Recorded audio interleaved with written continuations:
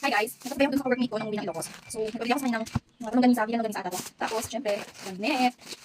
Itong bagnet na to, pili niya sa Narbacan. Sabi nila, ang pinakamasarap na bagnet daw ay yung product ng Narbacan. So, dalawa natin itong bagnet na to, gawin natin sisig bagnet. Grabe oh. Magmamelt to sa bibig. Super masarap. God, grabe. Batok na naman. Grabe. OMG.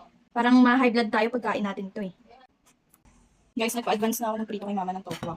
Kasi anong oras na, uuwi ko lang from work. And guys, preheat ko lang ko muna itong mga bagnet bago ko ihalo yung tokwa.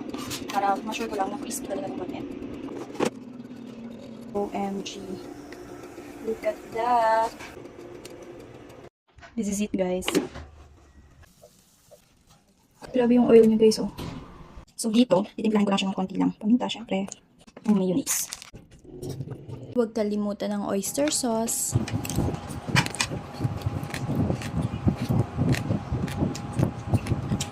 Ito, sarap.